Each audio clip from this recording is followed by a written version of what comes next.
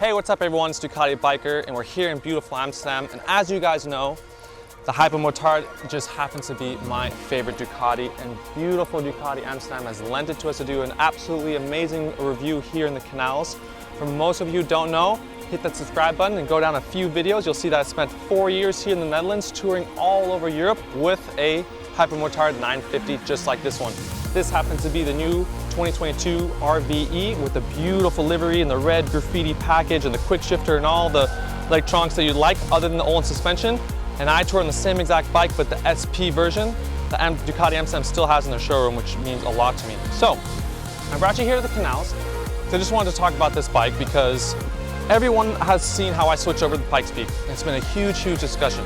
And my biggest thing, and I keep telling everyone, what's the biggest difference? Or they keep asking me, what is the biggest difference in characteristics? And I just say it's a bigger Hypermotard. And that starts from this bike right here. You have the rear trellis frame, which is absolutely beautiful.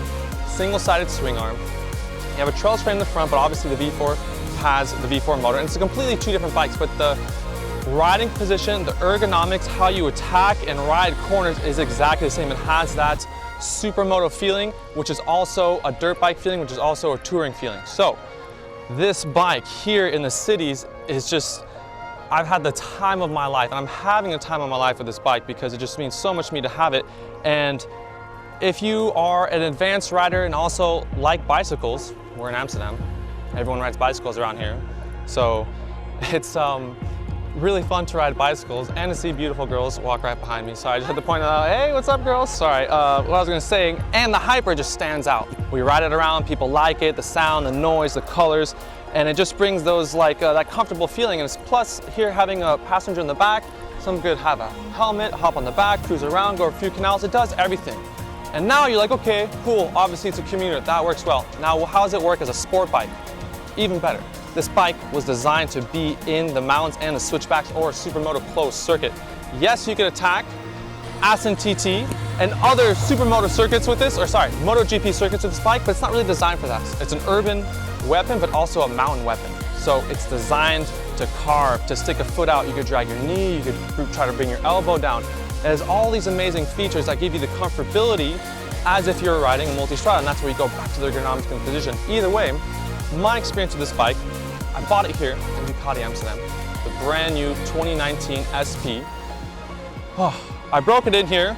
We did so much riding here in the Netherlands, and then I decided to tour through Europe. I brought my Hypermotard 950 SP through 9 different European countries within the past 4 years, and I racked up an amazing 55,000 kilometers. And due to the thanks of Ducati Amsterdam, they maintained my bike, they serviced it, and I believe if you like to have a high performance lifestyle, just like your body, if you go to the gym, you eat well, you sleep well, your bike should be the same way. And I treat my bike the same way. You can even go there and ask Ducati Amsterdam how many times I spent there poking and bothering and try to get the best service I can, which they always help me with, absolutely amazing. And it's kept the life of my Hypermotard, so I was able to tour and do all those miles. And I put performance parts on it, they serviced it, we did tuning, we went to Aston TT twice with them.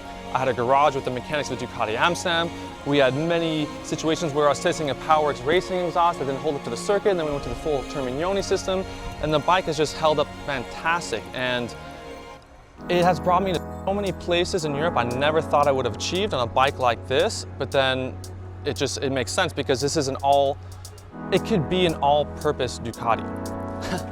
Back full circle. That's when people ask, should I go to the multi-strada, should I go to the Hyper? And it really depends on your lifestyle and your situation. I feel like if you come up from racing dirt bikes and you're a supermoto guy and you don't do touring, there's no better bike to have than this.